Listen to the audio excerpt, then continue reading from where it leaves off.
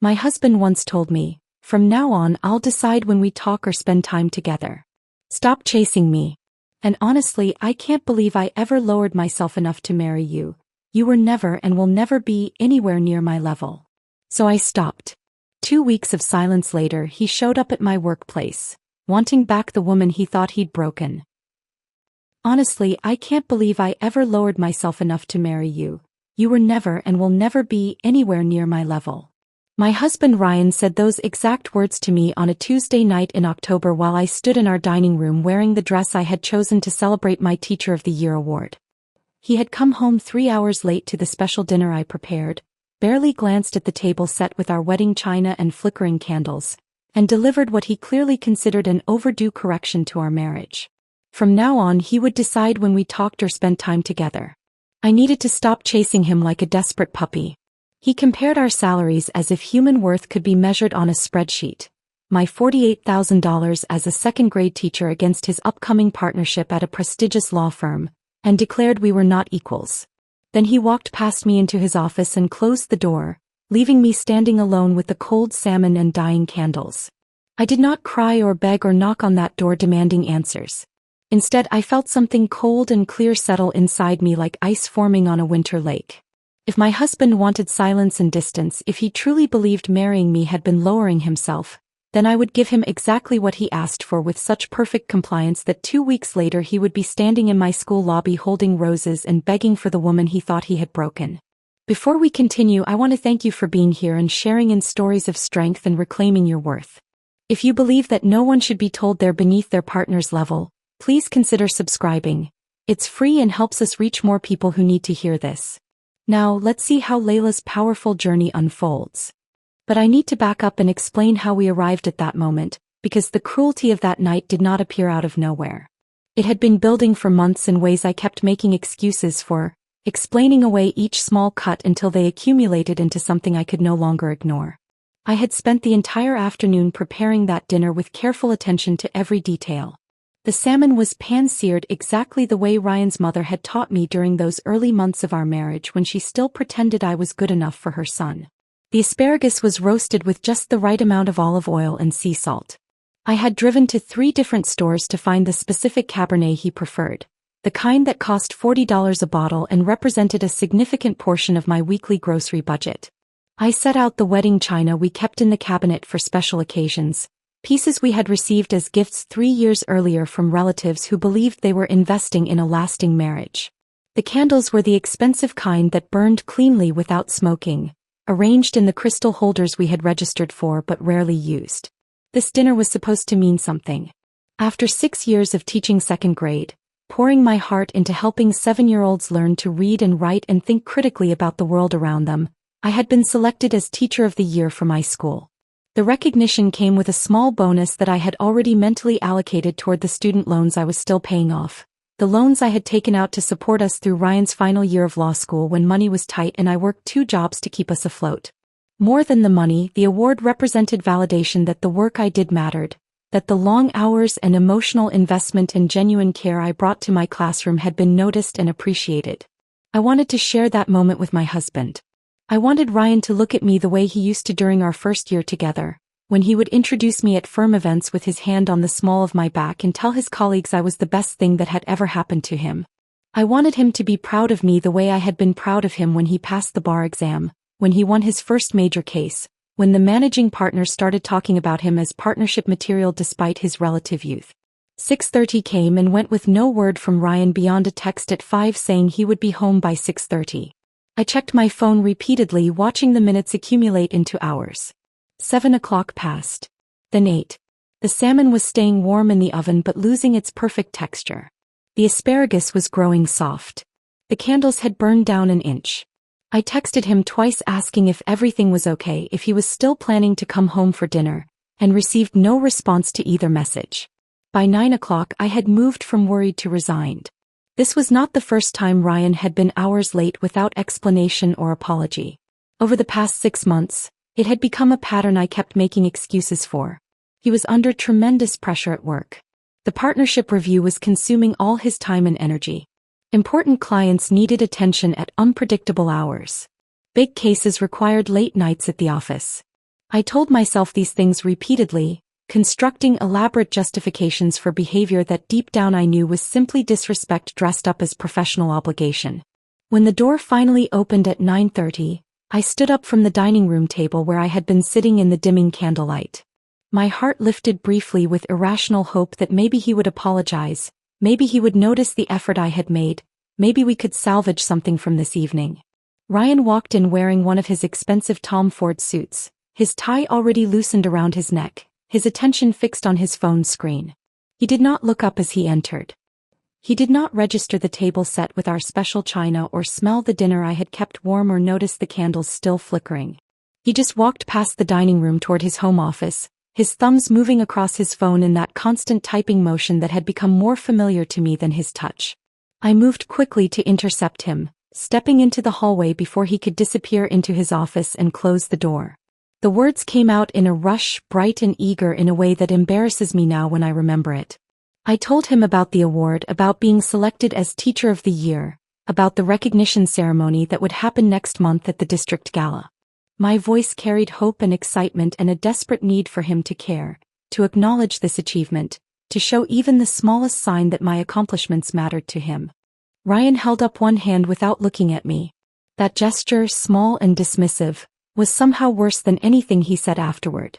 It was the way you would silence an interruption during an important phone call, the way you would wave off a waitress trying to refill your water glass when you were in the middle of a conversation that actually mattered. He stopped in the hallway and finally looked up from his phone, and I saw his face register not interest or pride but irritation that I had delayed him from whatever he considered more important than this conversation. What he said next came out in the voice he probably used with opposing counsel when delivering bad news, clinical and precise and utterly devoid of warmth. He told me we needed to establish some new ground rules for our marriage. The phrase sounded rehearsed, as if he had been planning this speech during his drive home or perhaps for weeks before this moment. From now on he would decide when we talked or spent time together. I needed to stop chasing him around like a desperate puppy begging for scraps of attention. It was exhausting, he said, and frankly beneath both of us. He paused there and I watched him loosen his tie with one hand while the other still held his phone. He had not stopped looking at his screen even while telling me this, as if he could not spare his full attention even for the task of restructuring our marriage. Then came the part that would replay in my mind during every sleepless night that followed, the words that would define everything that came after. He said he could not believe he had ever lowered himself enough to marry me, that I was never and would never be anywhere near his level. He laid it out with the precision of a lawyer presenting evidence. I was a second-grade teacher making $48,000 a year. He was about to make partner at one of the most prestigious law firms in the state, with a salary that would be triple mine at minimum. We were not equals, he said, and he was tired of pretending we were. The comparison was delivered as fact rather than opinion, as if my worth as a human being could be accurately calculated by comparing our annual incomes and finding me catastrophically insufficient. Then he walked past me into his office and closed the door. The sound of that door clicking shut echoed through our home with terrible finality. I stood there in the hallway between the dining room and his office, unable to move, my mind struggling to process what had just happened. Behind that closed door I could hear the faint sound of his voice on a phone call, probably with a colleague or client, conducting business that mattered more than the wife he had just demolished. I walked slowly back to the dining room and looked at everything I had prepared. The salmon on our wedding china now cold and congealing. The asparagus that had lost its perfect texture. The expensive wine sitting opened on the table. The candles burning lower in their crystal holders. Everything looked different now, transformed by his words from a celebration into evidence of my foolish hope and fundamental inadequacy. This was what happened when someone who made $48,000 a year tried to pretend she deserved recognition or celebration or basic respect from someone about to make partner at a prestigious firm. I did not cry that night. That fact surprised me later when I had time to think about it, because tears would have been the natural response to having your husband tell you that marrying you was an act of lowering himself. But instead of grief or heartbreak, I felt something else arriving uninvited. It was cold and clear and merciless, like water freezing into ice or steel being forged in a fire. The man I had married, the man whose last name I carried, the man I had supported through law school by working 2 jobs and taking out loans and sacrificing my own financial security, had just told me I would never be good enough. That my worth could be calculated on a spreadsheet comparing salaries and status. That our marriage was an act of charity on his part rather than a partnership between equals. I stood in that dining room staring at the closed office door, and I made a decision. If Ryan wanted silence, if he wanted to decide when we communicated, if he truly believed I was so far beneath him that our marriage represented him lowering himself, then I would give him exactly what he asked for. I would honor his request with such perfect compliance that he would eventually realize the catastrophic error he had made. I would respect his boundaries so thoroughly that he would come to understand what his life actually looked like without the invisible support system I had been providing for 3 years. I moved through the dining room like someone performing a familiar ritual for the last time. I cleared the table and wrapped the uneaten salmon in foil, placing it in the refrigerator where it would sit untouched until I threw it away days later. I blew out the candles and watched the thin streams of smoke rise toward the ceiling. I put away the wedding china piece by piece, wondering if we would ever use it again and already knowing the answer. I picked up the bottle of expensive Cabernet and poured it down the kitchen sink, watching the dark liquid swirl away, $40 disappearing down the drain as a fitting symbol for the evening and perhaps for our entire marriage. Then I walked upstairs to the guest room and closed that door, creating my own boundary in response to his. Sleep did not come that night, but planning did.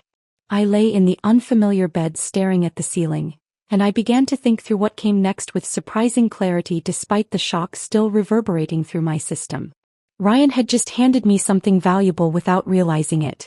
He had given me permission to stop trying, permission to stop walking on eggshells, permission to stop being the only person in our marriage who seemed to care whether it survived.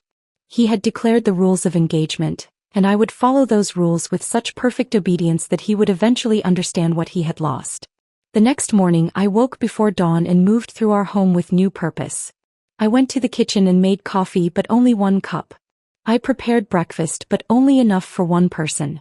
When Ryan emerged from our bedroom around 7, still adjusting his cufflinks and checking his phone, he stopped in the kitchen doorway and looked confused. The confusion was brief but visible. For 3 years I had made his breakfast every morning without fail. His egg white omelette with precisely chopped vegetables. His whole wheat toast. His coffee prepared exactly how he liked it, with 1 sugar and a splash of cream. The routine had been so consistent that he had stopped thinking about it, had come to expect it the way you expect electricity to work when you flip a switch. I sat at the kitchen table with my coffee and my own simple breakfast, and I looked at him calmly. I told him I assumed he would prefer to handle his own meals going forward since he was so capable and I was apparently so far beneath his standards that my service was no longer required. The words came out politely with no trace of anger or sarcasm, and that seemed to confuse him even more than the absence of breakfast. Ryan opened his mouth as if to say something, then seemed to think better of it. He grabbed his briefcase from the counter where I would normally have placed it, along with his dry cleaning receipt and a reminder about whatever he had asked me to handle that day. None of those things were there now. He stood for a moment looking around the kitchen as if searching for something he could not quite identify, then headed toward the door. I watched him leave without offering the kiss goodbye that had once been automatic, without reminding him about his afternoon meeting or asking what time he would be home for dinner. The door closed behind him and I sat alone in the kitchen with my coffee, feeling the silence settle around me. That silence no longer felt uncomfortable or tense. Instead, it felt full of possibility. It felt like freedom. That first day of my strategic withdrawal turned out to be harder than I had anticipated, though not for the reasons I expected. I did not miss Ryan. I did not feel lonely or sad or regretful about the decision I had made to give him exactly the silence he demanded. What proved difficult was breaking 3 years of carefully constructed habits that had become as automatic as breathing. My body had learned to operate a certain way, and now I was asking it to unlearn everything. I sat at my desk during morning recess while my second graders played outside under the supervision of the playground monitor. My phone lay on the desk beside my lesson planner, and I caught my hand reaching for it without conscious thought. My thumb moved toward the screen to open my messages, muscle memory preparing to type out the usual text asking Ryan how his morning was going or whether he needed me to pick up anything on my way home. I stopped myself just before touching the screen and pulled my hand back as if the phone had suddenly become hot. This happened again during my planning period, and again while my students were at lunch. Each time I had to actively override the impulse that had been reinforced daily for 3 years. I decided to redirect that energy somewhere else. I picked up my phone and texted my sister Claire instead, asking if she wanted to have dinner sometime that week. We had not spent quality time together in months because I always seemed to have something I needed to do for Ryan. Claire responded almost immediately with enthusiasm and 3 exclamation points, saying she had been worried about me and would love to catch up. Then I messaged my friend Andrea, who I had been neglecting because Ryan always seemed to need something during the evening hours when I might have maintained friendships. Andrea wrote back saying she thought I had forgotten she existed and suggesting we meet for drinks Friday after work. I even responded to an email from Jenna, the 5th grade teacher down the hall whose lunch invitations I had declined at least 6 times over the past year because I always rushed home to make sure Ryan had a proper dinner waiting. When I finally walked into the teacher's lounge that afternoon carrying my lunch, Jenna looked up from her salad with genuine surprise. She had been sitting alone at one of the small round tables, grading papers while she ate, and her face brightened when she saw me. I asked if I could join her, and she immediately moved her stack of papers to make room. We talked about nothing particularly important. Jenna told me about the vacation to Costa Rica she was planning for spring break, showing me photos on her phone of the Eco Lodge where she had booked a room. She complained about a difficult parent conference she was dreading the following week with a mother who refused to believe her daughter needed additional reading support. She shared her thoughts on the new principal's questionable policy changes regarding standardized testing preparation. I realized as we talked that I had missed this simple conversation with another adult about topics that had nothing to do with managing Ryan's needs or anticipating his moods or making sure his life ran smoothly. Jenna asked me how my week was going, and I found myself telling her about my Teacher of the Year award. Her reaction was everything Ryan's should have been. She grabbed my arm and actually squealed with excitement, saying I absolutely deserved the recognition and she had always thought I was one of the best teachers in the building. We spent the rest of lunch discussing the upcoming ceremony and what I should wear and whether I would give a speech. When the bell rang signaling the end of lunch period, I felt lighter somehow, as if the simple act of being seen and celebrated by someone who genuinely cared had released pressure I did not know I had been carrying. By day 3, something shifted in a way I had not expected. I woke up that morning and went through my routine of showering and getting dressed and preparing for work. And somewhere around the time I was brushing my teeth I realized I had not thought about Ryan even once. I had not wondered what time he would be home. I had not mentally reviewed his schedule to anticipate what he might need from me. I had not checked my phone to see if he had sent any messages overnight. The realization stopped me mid-motion with my toothbrush still in my mouth. For the first time in 3 years, Ryan was not the background program constantly running in my mind. At school that day, I taught my 2nd graders about the water cycle with genuine focus and enthusiasm. We did an experiment with ice cubes and warm water to demonstrate evaporation and condensation, and I found myself fully present in the moment rather than mentally planning what to cook for dinner or worrying about whether I had forgotten something Ryan needed. During recess, I helped settle a dispute between 2 boys fighting over who got to use the basketball court, and I handled it with patience and humor instead of the distracted efficiency I had been operating with for months. I planned the following week's lessons without once checking my phone to see if Ryan had texted. The mental space that had been consumed by managing his requirements was suddenly available for other things. I felt physically lighter, as if I had been carrying a heavy backpack for so long that I had forgotten what it felt like to walk without that weight pressing down on my shoulders. During my lunch break with Jenna, I actually tasted my food instead of eating mechanically while part of my brain was already planning dinner. I noticed the flavor of the apple slices I had packed, the texture of the sandwich bread, the cold sweetness of the iced tea I had brought from home. Jenna noticed the change before I fully recognized it myself. She tilted her head while watching me and said I seemed different somehow. Lighter was the word she used. She asked if something good had happened and I told her I was just making some life adjustments. She did not push for details, but she smiled at me with the knowing expression of someone who understood that sometimes the best changes come from finally letting go of things that were weighing you down. The transformation accelerated with each passing day after that, gathering momentum like a stone rolling downhill. I started going to the gym before school, something I had abandoned during my marriage because Ryan used to complain that I was never home in the mornings. The complaint had never made sense because he left for work before 6 and would not have noticed my absence anyway, but I had stopped going because the criticism made me feel guilty. Now I reclaimed that morning routine. I drove to the gym at 5:30 and spent 45 minutes on the treadmill and weight machines, and I arrived at school feeling energized rather than drained. I reconnected with old friends I had let drift away over the past 3 years. Andrea and I met for drinks on Friday evening at a wine bar downtown, and we talked for 3 hours without me once checking my phone to see if Ryan needed anything. My college friend Melissa invited me to a weekend brunch, and I accepted without the automatic calculation of whether Ryan might want me around that day. These friendships had been neglected because Ryan always seemed to need something during the hours I might have spent maintaining connections outside our marriage, and I had not fully realized how isolated I had become until I started rebuilding those bridges.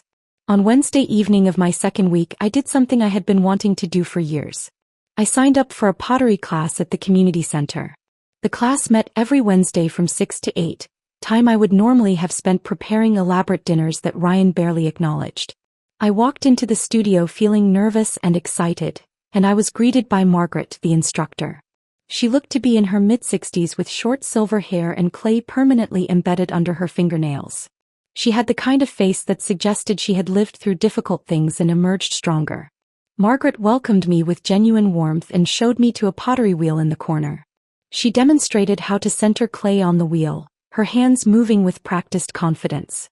I tried to copy her movements, but my first attempt was a disaster that collapsed into a misshapen lump within seconds. Margaret laughed kindly and told me everyone started there.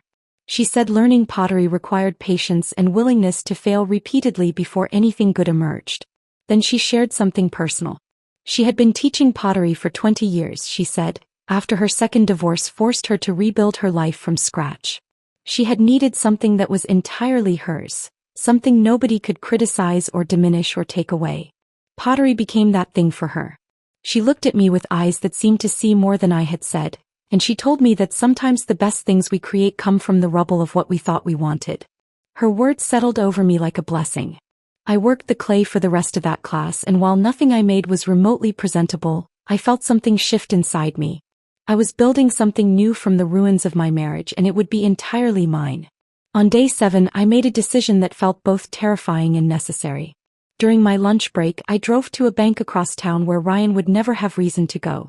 I walked into the building with my heart pounding and asked to speak with someone about opening a new account. The banker who helped me was a young woman who looked fresh out of college.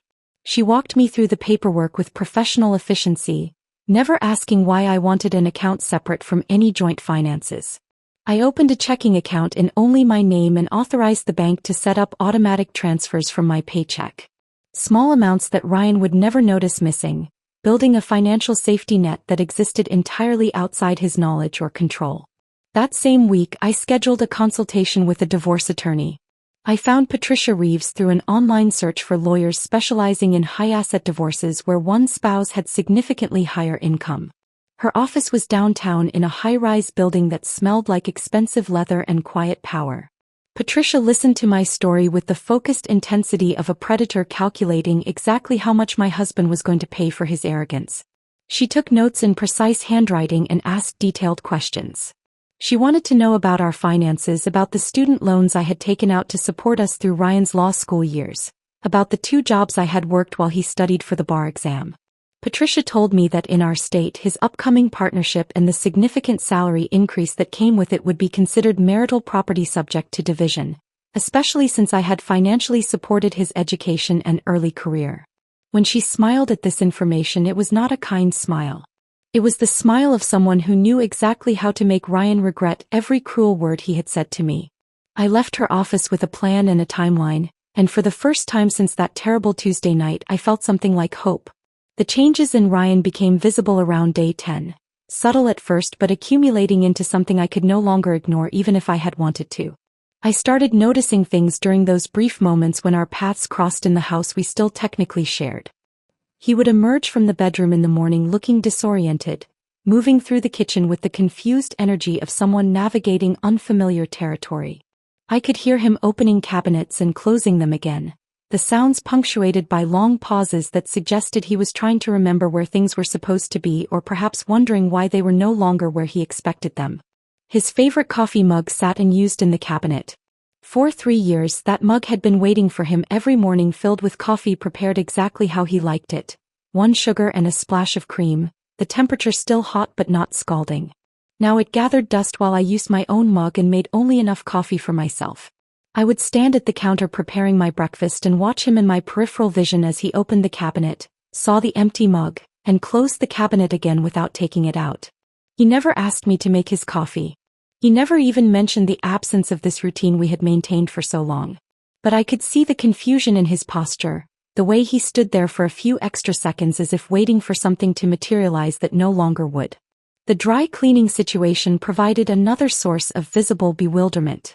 Every Thursday for 3 years, I had picked up his dress shirts and suits from the cleaner on my way home from school. The timing worked perfectly because the cleaner was between my school and our house, and Ryan always had evening meetings or court appearances that required freshly pressed clothing.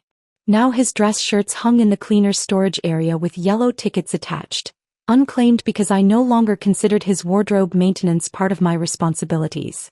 On Thursday evening of the second week, I heard him on the phone with the dry cleaner asking about his order, his voice carrying irritation mixed with confusion about why his clothes had not been picked up as usual. The kitchen told its own story of deterioration. The groceries I used to purchase and organize according to his preferences were gone, replaced by items I wanted to eat without any regard for his tastes. I bought the snacks I liked, the breakfast foods that were easy to prepare for one person, the ingredients for simple meals I could make quickly after work. Ryan would open the refrigerator and stand there staring at the contents as if the items inside were written in a language he could not read. He was looking for the prepared meals I used to have waiting, the ingredients for his favorite dishes, the specific brand of yogurt he preferred. None of it was there anymore. I would walk past him during these moments of confusion without offering help or asking if he needed anything. I maintained the pleasant but distant demeanor you might use with a housemate you barely knew rather than a husband you had shared a bed with for 3 years. When our paths crossed in the hallway, I smiled politely and continued to wherever I was going. When we were both in the kitchen at the same time, I prepared my food and ate it without engaging in conversation beyond basic pleasantries about the weather or reminding him that trash day was Thursday. One evening near the end of that second week, Ryan actually broke the silence I had been maintaining so carefully. I was sitting in the living room reading a thriller I had picked up at the library, a story about a woman who systematically destroyed her abusive ex-husband's life through careful planning and patient execution. Ryan came out of his office around 8 and stood in the doorway watching me for a moment before speaking. His voice when he finally asked if everything was okay carried a hint of uncertainty I had never heard before. It was tentative, almost vulnerable, completely unlike the confident attorney voice he used for everything else. I looked up from my book and smiled at him with the same pleasant distance I had been maintaining since that terrible Tuesday night. I told him everything was fine. I was just respecting his boundaries and giving him the space he had requested. I reminded him that he had said he would decide when we talked or spent time together, so I was simply waiting for him to decide. The logic was perfect and airtight. How could he possibly complain that I was giving him exactly what he had demanded?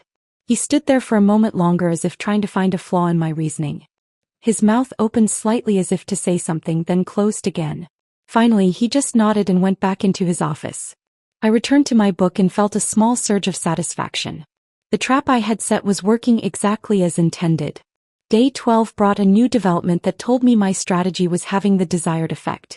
My phone rang during lunch period while I was sitting in the teacher's lounge with Jenna and 2 other teachers. We were discussing an upcoming field trip to the Science Museum, debating whether we should arrange for a guided tour or let the students explore on their own with worksheets. When Ryan's name appeared on my screen, I glanced at it briefly and declined the call without interrupting the conversation. I went back to my sandwich and continued talking about the field trip logistics as if nothing had happened. Jenna caught my eye and raised her eyebrows slightly, but she did not say anything. She knew enough about my situation to understand what that declined call represented, and the look she gave me was one of approval rather than concern. After lunch, as we walked back to our classrooms, she squeezed my arm and told me I was doing great. She did not elaborate and she did not need to. That evening, my phone rang again while I was at pottery class. My hands were covered in wet clay, working on a bowl that was actually starting to look like something Margaret might not be embarrassed to display. I glanced at the screen and saw Ryan's name. Without breaking my concentration on the clay, I returned my attention to the wheel and kept working. Margaret noticed the phone call and my decision to ignore it. She gave me an approving nod, the kind of acknowledgement that passes between women who understand what it takes to ignore a ringing phone when you have spent years jumping to answer every call, dropping everything to accommodate someone else's needs. Over the next 2 days, Ryan called 6 more times. I answered none of them. Each ignored call felt like reclaiming a small piece of myself that I had given away without realizing the transaction was happening. Wednesday afternoon. Thursday morning. Thursday evening. Friday at noon. Friday evening. Saturday morning. The calls kept coming and I kept declining them with increasing satisfaction. I was not being vindictive or cruel. I was simply following the rules he had established. He would decide when we communicated, and apparently he had not yet decided. On day 14 the calls stopped and the text messages began. The first one arrived during my planning period at school. It was brief and polite, asking if I was okay. I read it and put my phone back down without responding. The second message came an hour later, expressing confusion about why I was not answering his calls or texts. The third message that evening carried a different tone, frustration bleeding through the carefully worded sentences. He said he did not understand what was happening, that we needed to talk, that my silence was making things worse. I read each message as it arrived and deleted it without responding. What could I possibly say that would not undermine the perfect logic of my position? He had told me to stop bothering him, so I had stopped. He had said he would decide when we communicated, so I was waiting for him to decide. The fact that his attempts to initiate contact did not count as deciding was a nuance he apparently had not considered when establishing his rules. By the end of the second week, the physical evidence of Ryan's deterioration became impossible to ignore. He had stopped eating regular meals, something I could deduce from the takeout containers accumulating in the kitchen trash. Chinese food cartons, pizza boxes, fast food bags. The man who used to insist on proper home-cooked dinners every night was apparently living on whatever he could order for delivery.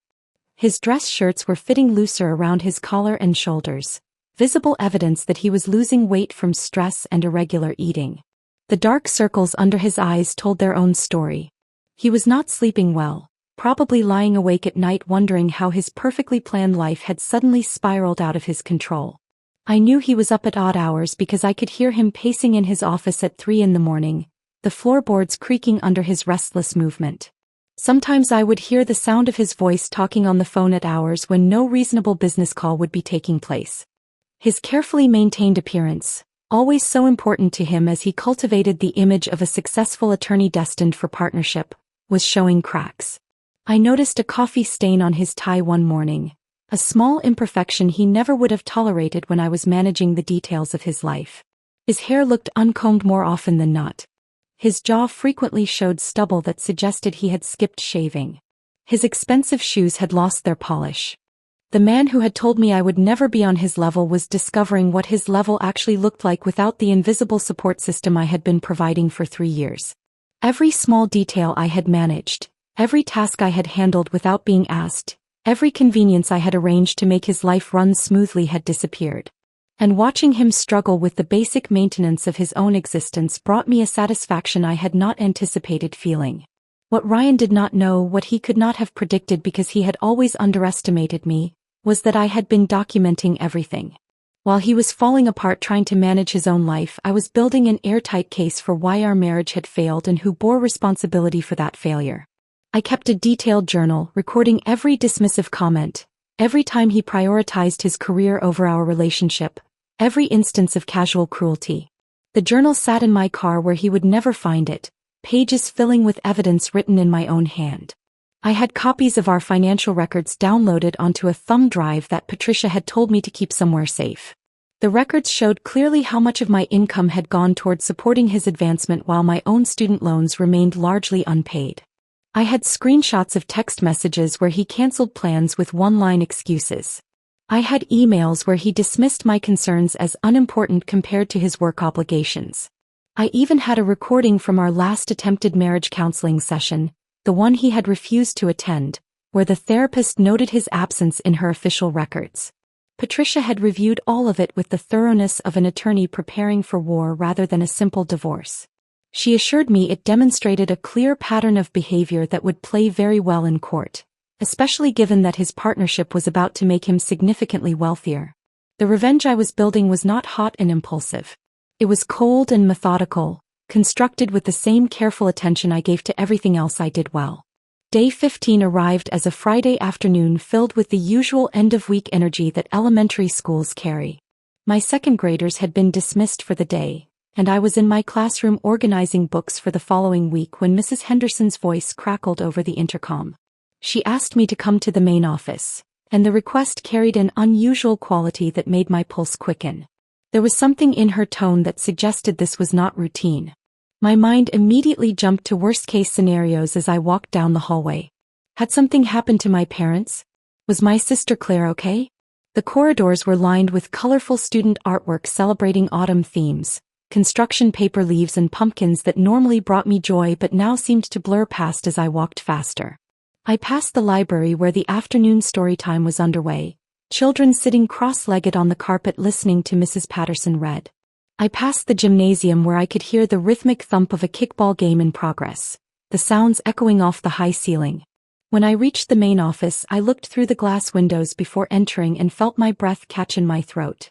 Ryan stood in the school lobby wearing one of his expensive Tom Ford suits, the charcoal gray one he saved for important client meetings. In his hands he held an enormous bouquet of roses that must have included at least 36 stems, wrapped in cellophane with an elaborate bow. He looked completely out of place among the elementary school chaos that surrounded him. Children were being picked up by parents, creating the usual controlled disorder of backpacks being collected, permission slips being signed, and conversations happening at multiple volume levels. Ryan stood in the middle of this organized mess looking lost and desperate. Mrs. Henderson sat behind the reception desk, and when she caught my eye, her expression communicated volumes without words. There was sympathy there, certainly, but also curiosity about what exactly was unfolding in her lobby and what I intended to do about it. I saw other staff members trying not to stare too obviously while absolutely watching this scene develop. My colleague Sarah from the third grade classroom was pretending to check her mailbox but had clearly stopped moving. Tom, the physical education teacher, had paused in the hallway just outside the office with a stack of equipment in his arms. I took a deep breath and felt something settle over me. It was not anger exactly, though anger was certainly part of the mixture. It was more like clarity combined with purpose. I straightened my shoulders in a gesture that felt like putting on armor, and I walked into the lobby with calm confidence. Ryan's face when he saw me transformed immediately. Relief flooded his features, followed quickly by desperate hope. He took a step toward me, and I noticed that his carefully maintained appearance showed signs of strain. His suit was immaculate as always, but his face looked haggard. The dark circles under his eyes were more pronounced than they had been even a few days earlier. He had lost weight in a way that made his collar seem slightly too large. He started talking before I could say anything, words tumbling out in an uncharacteristic rush. Ryan made his living crafting perfect arguments and maintaining complete control in high-stakes negotiations, but right now he sounded like someone who had lost his script and was improvising badly. He said he had been trying to reach me for days. He said he had been calling and texting and did not understand why I was not responding. He held out the roses toward me like they were a peace offering that would somehow reset everything between us. He explained that he had been under tremendous stress with the partnership review. He said he might have said some things he did not really mean. He suggested we go to dinner that evening at Angelo's, the Italian restaurant I used to love. We had not been there in over a year because Ryan was always too busy, but apparently now he had time. He talked about reconnecting and working through our problems and how much he missed me. He said he missed us as if we had been a functioning partnership rather than a one-sided arrangement where I gave everything and he took it as his due. The performance was desperate and transparent. I could see the calculation behind his words, the attorney's mind trying to find the right combination of phrases that would compel me to respond the way he wanted. But I also saw something else. I saw genuine confusion about why his usual tactics were not working. Ryan was accustomed to winning arguments through logic and persistence. He expected that showing up with expensive flowers and the right words would solve this problem the way he solved every other problem in his life. I stood there looking at him while the lobby around us grew progressively quieter. Several teachers had stopped what they were doing entirely and were now watching with open fascination. Mrs. Henderson had abandoned all pretense of working and was staring at the drama unfolding in her lobby with her reading glasses pushed up on her head. A group of 5 or 6 students waiting for late pickups had gone silent, sensing with the intuitive awareness children have that something important was happening even if they could not understand exactly what. When I finally spoke, my voice carried clearly through the lobby. I was surprised by how calm I sounded, how steady. I told Ryan that he had established very clear ground rules for our marriage 2 weeks ago. He had said he would decide when we talked or spent time together. He had told me to stop chasing him. What was happening right now was not him deciding we should talk. This was him deciding he wanted to talk, which was entirely different. I explained that he wanted me to be available on demand, to come running the moment he experienced even mild discomfort from the consequences of his own choices. I told him that was not how this worked anymore. My voice remained calm and measured, but every word was deliberate. I was not being emotional or vindictive. I was simply following the logical conclusion of the rules he had established. Ryan blinked at me and I watched genuine confusion cross his features. In his world, people did not tell him no. Opposing counsel might argue their positions, but eventually negotiations happened and compromises were reached. Clients might have concerns, but Ryan convinced them to trust his judgment.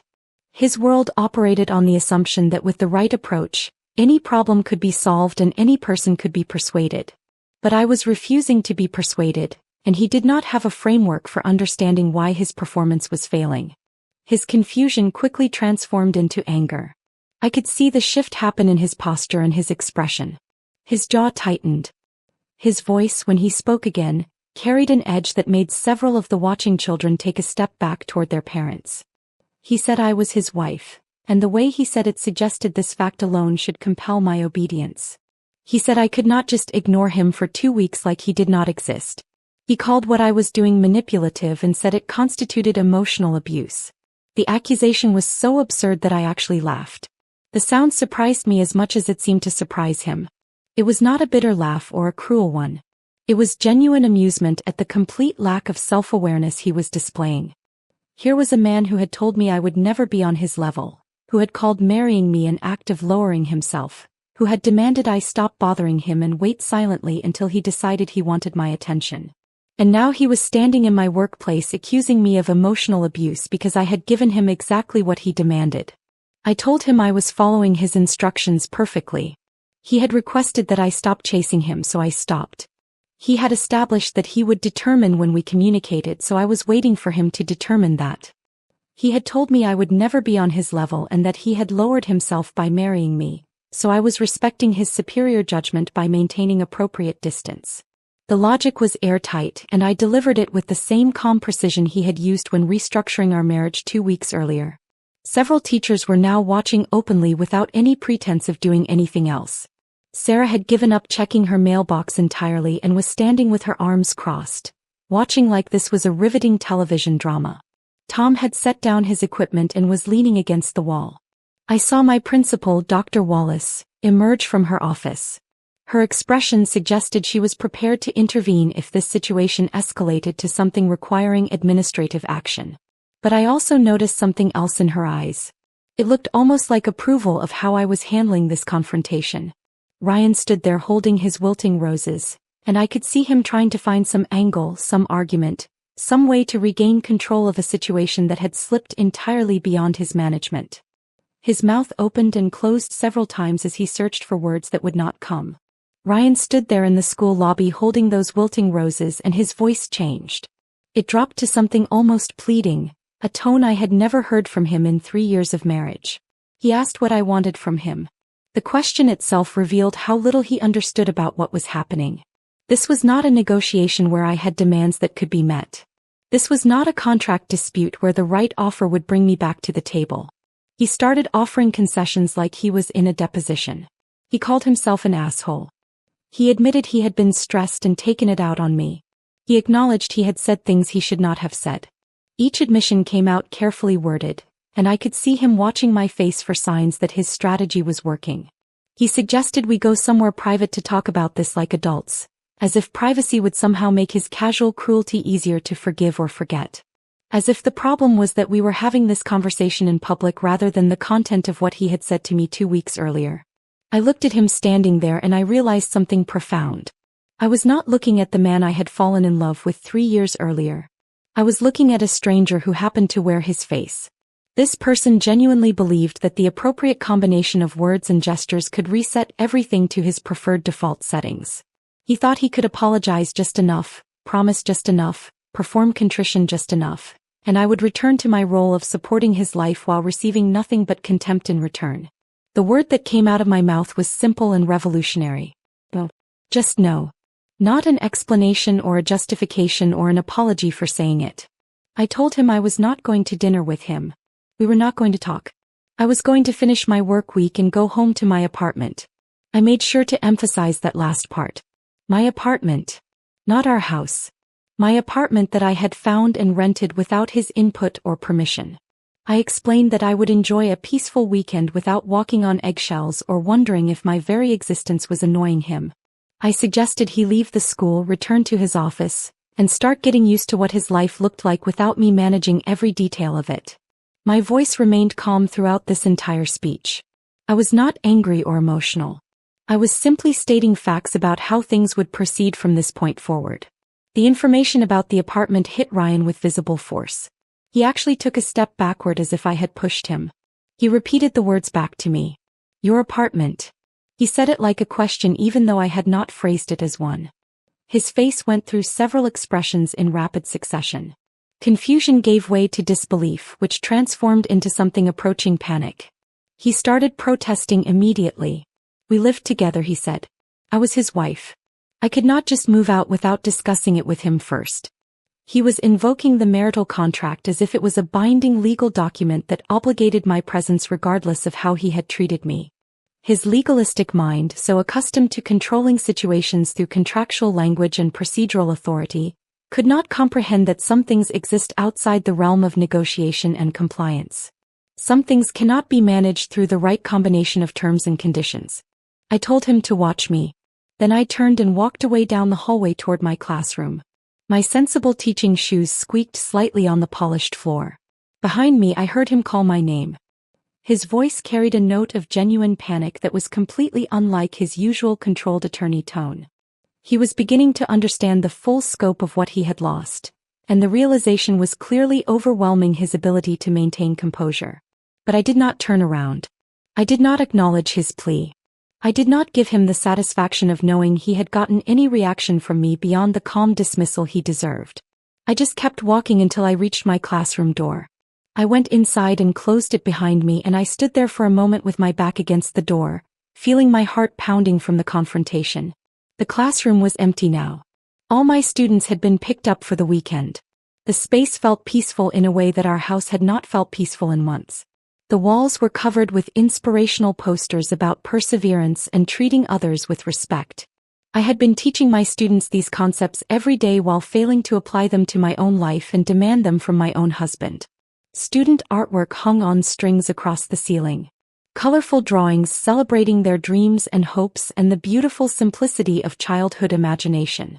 Construction paper self-portraits with written descriptions of what they wanted to be when they grew up. A firefighter.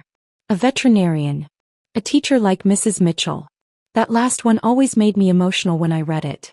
My Teacher of the Year award sat on my desk where I had placed it 2 weeks earlier after the district ceremony I had attended alone. Ryan had been too busy to come, he said, though I suspected the truth was that he simply did not care enough to rearrange his schedule. The plaque was modest but meaningful.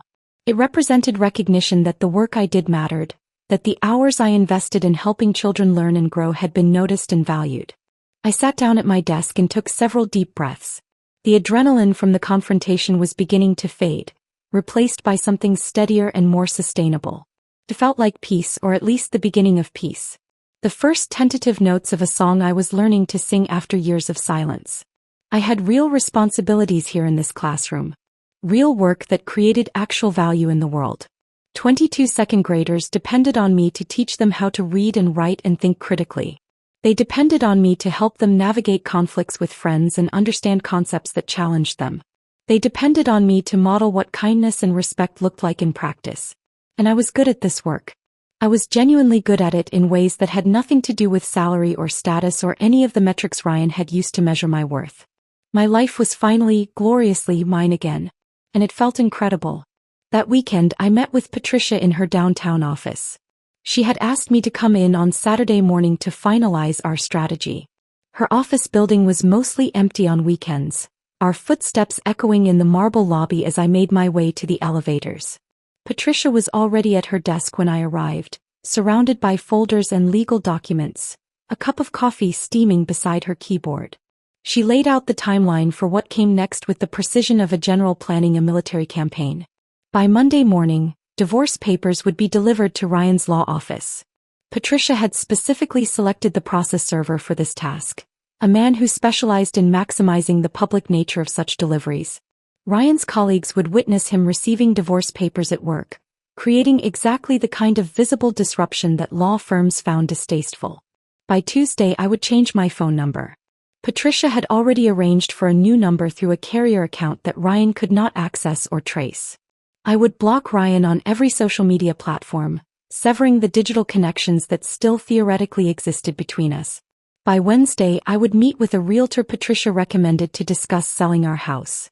The one I had made into a home while Ryan had merely used as a place to sleep and work and ignore me. By Friday, I would sign the lease on the one-bedroom apartment downtown. The place in the renovated historic building with exposed brick walls and large windows that let in beautiful natural light. The space would be entirely mine with no memories of Ryan contaminating it. I could decorate however I wanted. I could eat dinner at whatever time suited me. I could exist without constantly monitoring someone else's moods and needs. Patricia reviewed the financial documentation I had gathered over the past 2 weeks. She examined the bank statements showing how much of my income had gone toward supporting Ryan's advancement. She studied the student loan documents proving I had taken on significant debt to cover our living expenses while he attended law school. She reviewed the employment records showing I had worked 2 jobs during his final year of law school and his bar exam preparation. She smiled when she finished reviewing everything, and it was not a kind smile. It was the smile of an attorney who knew exactly how to make an opponent pay for their arrogance. She told me that Ryan's impending partnership, which he had used as justification for treating me like hired help beneath his status, would actually work in my favor during asset division. Since I had supported him through law school and the early years of his career when he was earning nothing, I was entitled to a significant portion of his increased earning potential. Patricia estimated I would walk away with enough money to pay off my student loans completely and have a substantial financial cushion for whatever came next. The satisfaction I felt hearing this had nothing to do with the money itself. It was about justice. It was about Ryan finally paying a price for the way he had treated me. Monday morning arrived with unseasonable warmth for early November. The kind of day that feels like a gift before winter settles in and makes you forget what mild weather feels like. I went through my teaching day with a focus I had not experienced in months. My second graders worked through a math lesson about addition and subtraction, and I found myself appreciating the metaphor. Adding what you needed to your life. Subtracting what no longer served you. The concepts felt applicable beyond mathematics. At 11:30, my phone buzzed with a text from Patricia. The message contained only one word: delivered.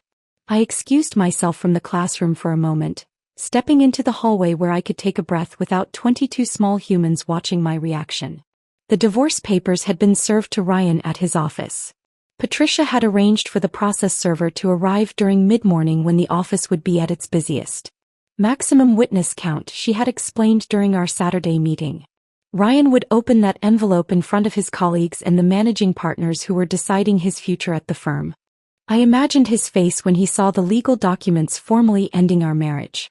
The careful corporate composure he worked so hard to maintain would crack in front of the people whose opinions he valued most. The thought brought me satisfaction that had nothing to do with cruelty and everything to do with justice. He had humiliated me in private. Now he would experience a fraction of that humiliation in the professional setting he cared about more than anything else. That afternoon during my lunch break, I drove to the phone store. The clerk who helped me was efficient and professional, transferring my contacts and data to a new SIM card without asking why I needed a new number. I watched the process happen and felt something significant shifting.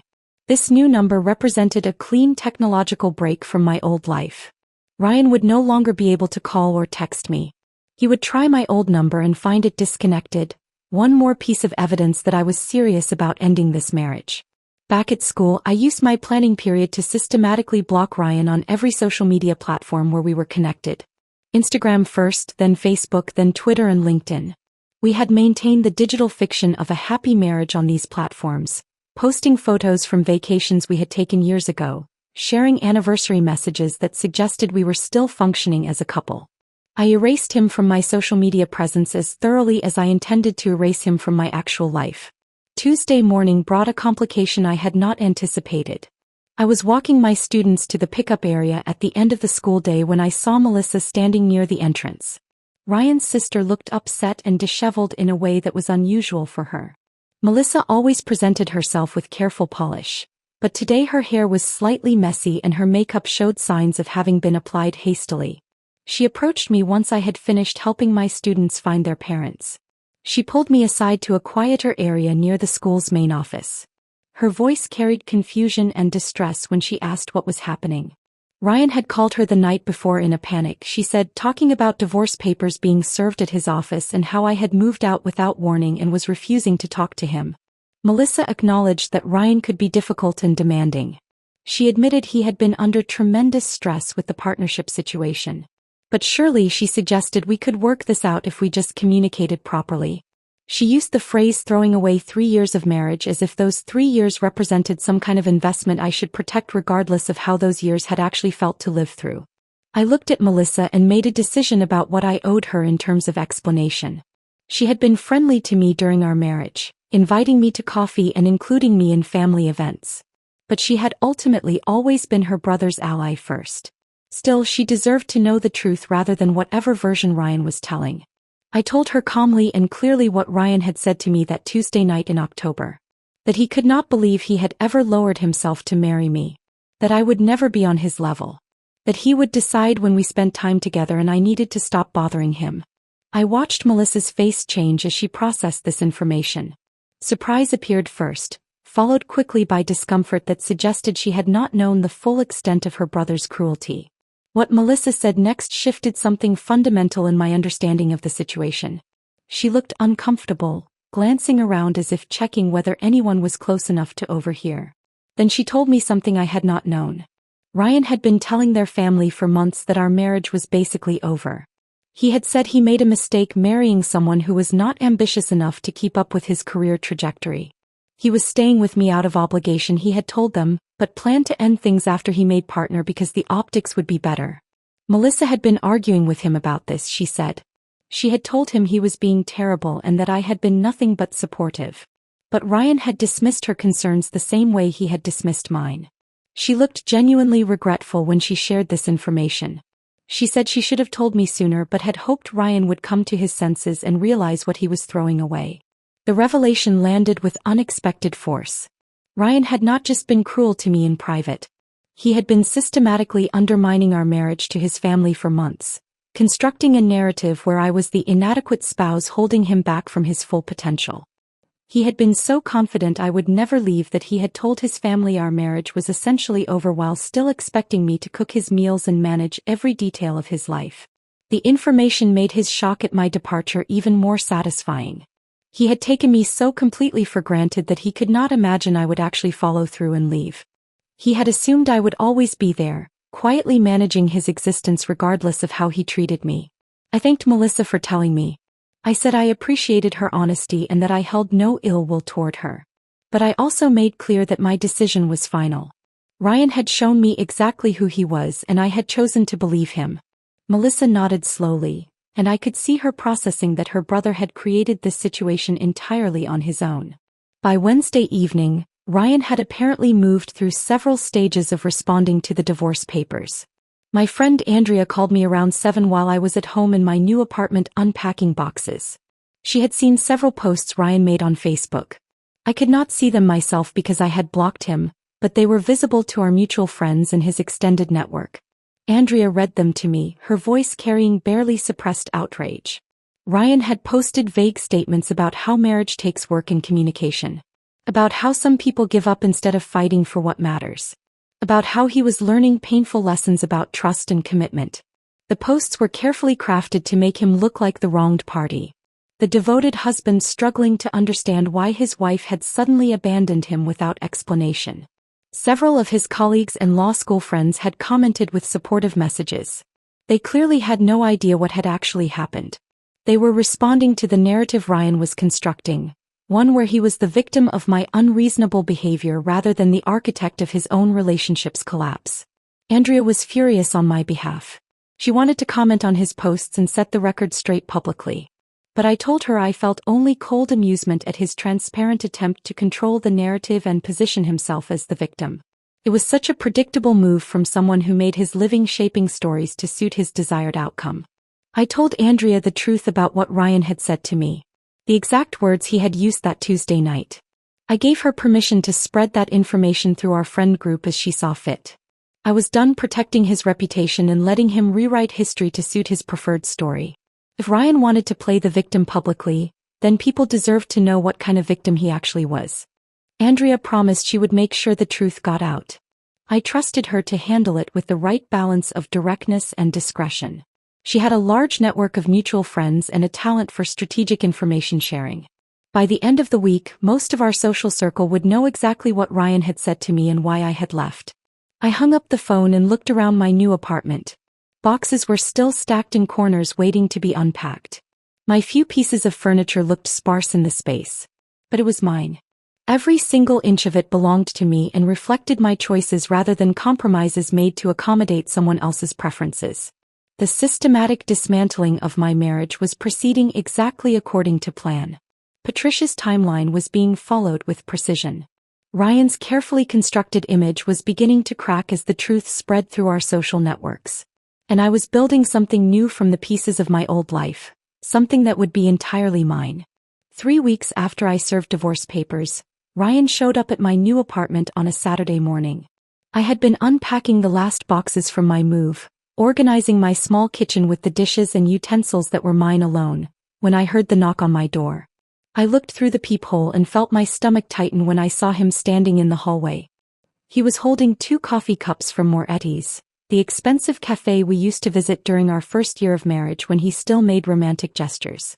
He looked terrible in a way that went beyond simple tiredness. His expensive suit hung differently on his frame, suggesting he had lost more weight. The dark circles under his eyes had deepened into something that looked almost bruised. His hair, usually perfectly styled, looked like he had run his hands through it repeatedly. I opened the door but did not step aside to let him enter. I stood in the doorway blocking access to my apartment, this space that represented freedom and new beginnings and a life he was not invited into. His voice when he spoke had none of the arrogant confidence that had characterized our final months together. Instead, it carried something almost tentative, uncertain. He asked if we could talk. He held out one of the coffee cups toward me and I noticed his hand was shaking slightly.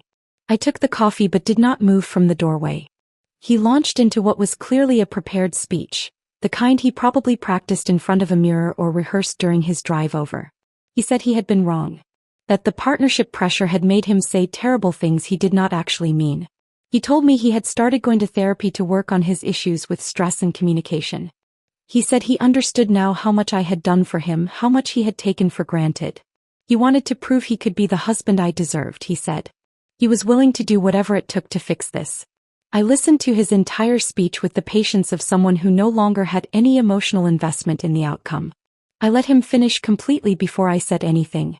Then I asked him the question that had been forming in my mind since my conversation with Melissa.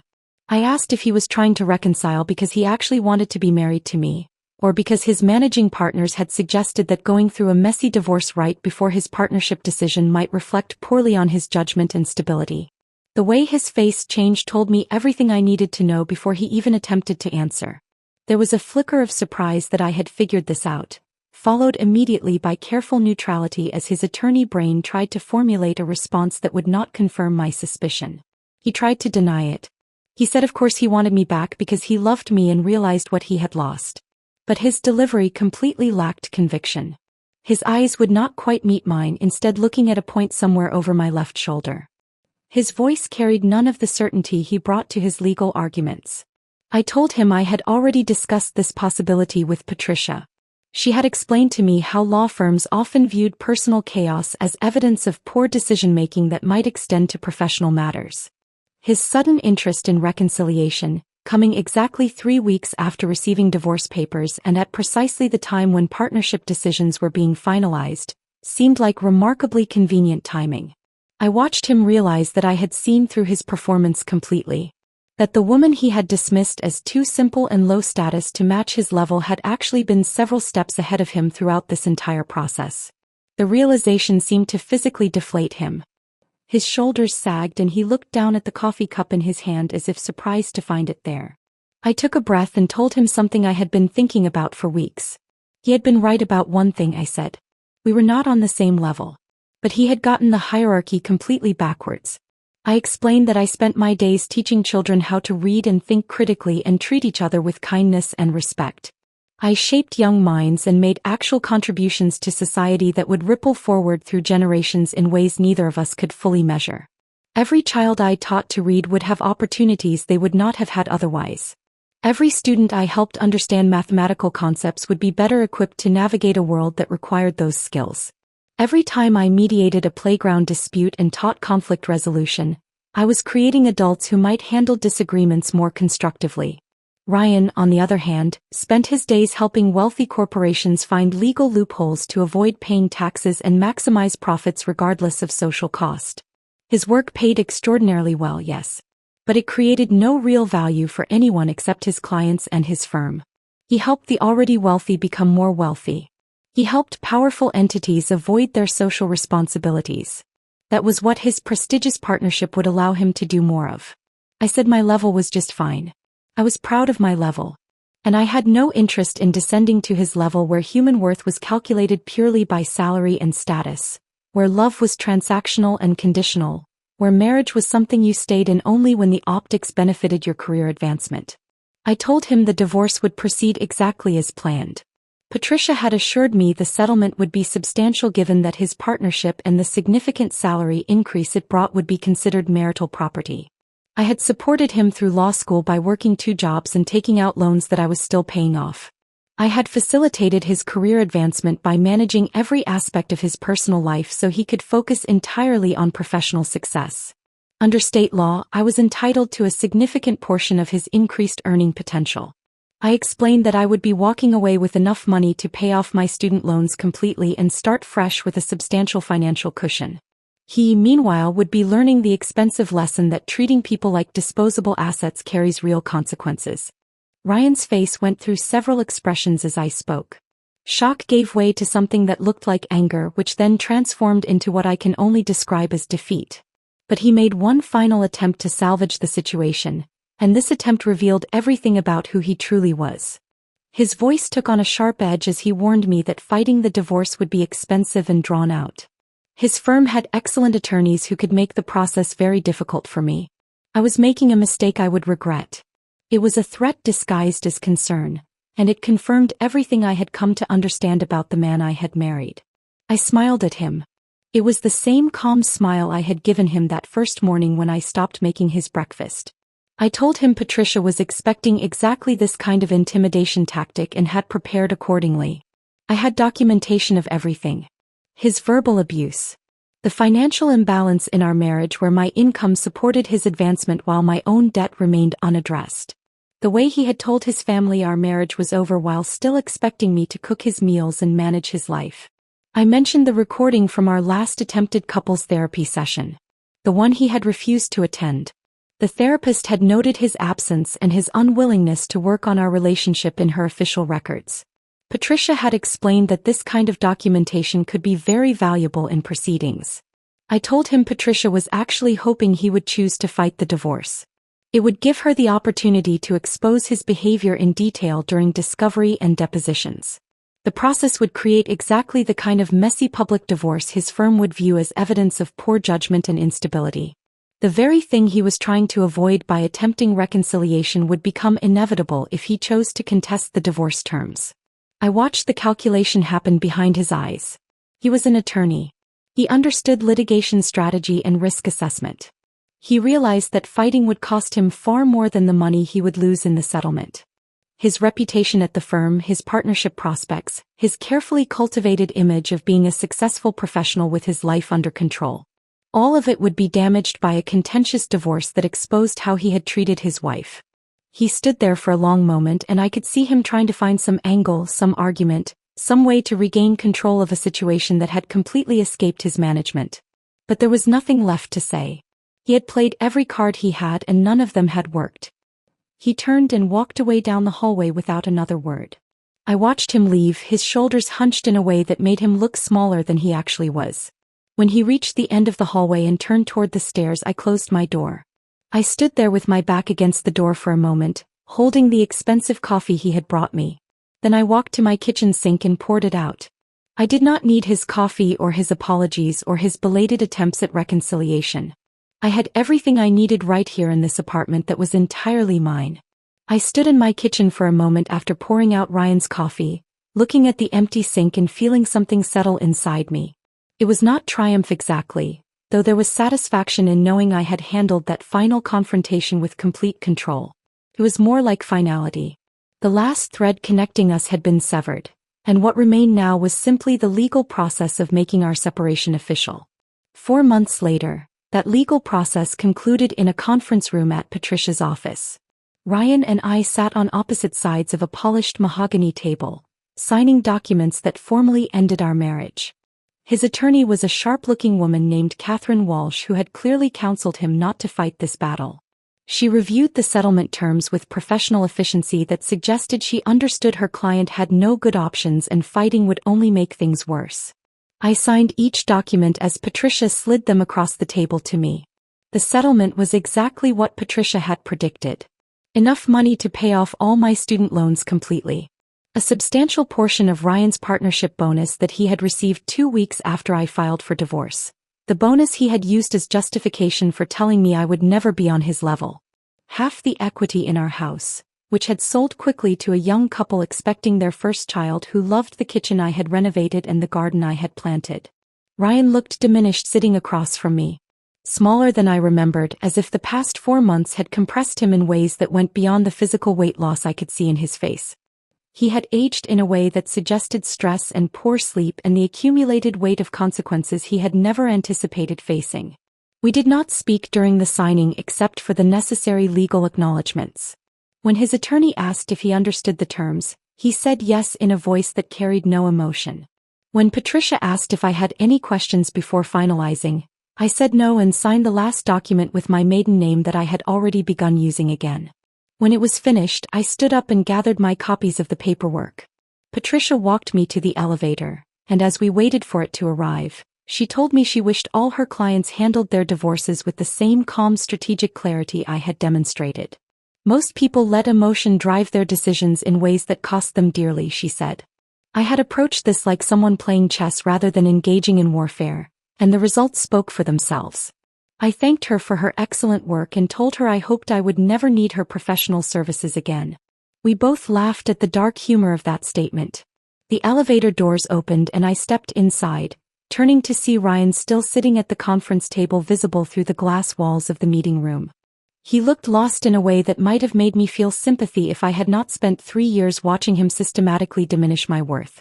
The doors closed and I descended to the lobby, walking out into afternoon sunlight that felt warmer than it should have for late winter. 6 months after the divorce finalized, I sat in my apartment on a Saturday morning with coffee made exactly how I liked it. Strong and black with nothing to dilute the bitter richness I had come to prefer. My apartment had become fully mine in ways that went far beyond legal ownership.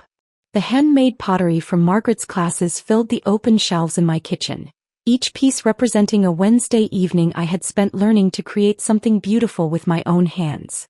My books were arranged in an order that made sense only to me, organized by when I planned to read them rather than by author or genre. The morning light came through windows dressed with curtains I had chosen without considering anyone else's opinion, a deep blue that made the space feel calm and peaceful. I had kept teaching at the same elementary school where the public confrontation with Ryan had happened. If anything, the other teachers now treated me with additional warmth and respect, as if I had passed some kind of test by standing up for myself in front of witnesses.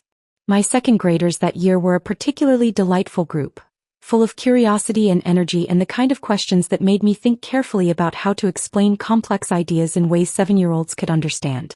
I had poured energy into my teaching that previously had been diverted into managing Ryan's needs and moods. My lesson plans were more creative. My patience with difficult students was greater.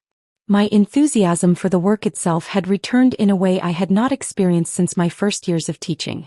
The Teacher of the Year award that had sparked everything now sat on a shelf in my apartment alongside the pottery I had made, A reminder that my work had value regardless of whether anyone at home acknowledged it. I had reconnected with old friends and made new ones through my pottery class and the book club Jenna had invited me to join. My social life existed entirely on my terms now, built around people who added value to my life rather than draining energy from it. My sister Claire had become one of my closest confidants, our relationship deepening now that I no longer had to pretend everything was fine in my marriage. We talked on the phone several times a week and met for brunch every Sunday, conversations that ranged from serious discussions about our parents' aging to silly debates about reality television shows we both watched. Andrea called me one evening in early spring with news she had heard through the law firm gossip network that still connected her to people who knew Ryan professionally. She prefaced the information by asking if I even wanted to hear updates about him, and I almost said no. But curiosity won out. The partnership Ryan had treated as inevitable had been deferred for at least another year. The managing partners had cited concerns about his judgment and stability during what they described as a personally difficult period. The divorce and the circumstances surrounding it had reached the firm's leadership through channels Ryan had not controlled. They had decided he needed to demonstrate sustained professional excellence before they would consider elevating him to partner. Andrea said her source indicated Ryan had been furious but had no recourse except to accept the decision and try to prove himself over the coming year. The thing he had valued more than our marriage, the achievement he had used as justification for treating me like I was beneath him, had been delayed partly because of how he had handled our relationship. I felt no satisfaction from this news, which surprised me. I had imagined during the early weeks after leaving that I would enjoy knowing his actions had cost him professionally. But sitting in my apartment listening to Andrea share this information, I felt only a distant sense that justice had been served in ways I had not orchestrated or controlled. The universe apparently had its own way of balancing accounts without requiring my continued involvement. I told Andrea I appreciated her sharing the information but that I was ready to stop tracking Ryan's life and focus entirely on building my own. She understood immediately what I meant without requiring further explanation. We moved on to talking about other things and I realized that Ryan was becoming what he should have been all along. A person from my past rather than someone who occupied space in my present. Sitting in my apartment as spring arrived and brought warmer weather and longer days, I reflected on what revenge actually meant in the context of my divorce. The revenge had not been in destroying Ryan, though the financial settlement and the impact on his partnership aspirations certainly caused him difficulty. The revenge had not been in public humiliation, though the confrontation at my school and the gossip that followed had damaged his carefully cultivated image. The real revenge was simpler and more profound. The revenge was peace. Waking up each morning without anxiety about what mood I would find when I went downstairs. Going through my days without walking on eggshells or monitoring my tone or wondering if some innocuous comment would trigger an argument. Coming home to silence that felt welcoming rather than tense. The revenge was choosing myself after spending 3 years choosing someone else. Reclaiming the energy and attention I had poured into a person who viewed my love as weakness and my support as entitlement. Understanding that I had always been exactly the right size, exactly the right level, exactly enough, and that Ryan's inability to see that reflected his deficiency rather than mine. I was a teacher who shaped young minds and made differences in children's lives that would ripple forward through generations. That was enough. That had always been enough. And if Ryan ever figured out what he had lost, the woman who had loved him unconditionally before he taught her that some people do not deserve unconditional love, it would be far too late. The woman he tried to diminish had turned out to be stronger than he ever imagined. She had walked away with her dignity intact and her future bright with possibility. And she was drinking her coffee exactly how she liked it in an apartment that was entirely hers, on a Saturday morning that belonged to no one but herself. This story of calculated revenge and reclaimed power had you absolutely hooked. Smash that like button right now. My favorite part was when Layla stood in that school lobby and calmly told Ryan she had gotten her own apartment, watching his entire world crumble in real time. What was your favorite moment of her journey? Drop it in the comments below. Don't miss more powerful stories of strength and justice like this one. Subscribe and hit that notification bell so you never miss an upload.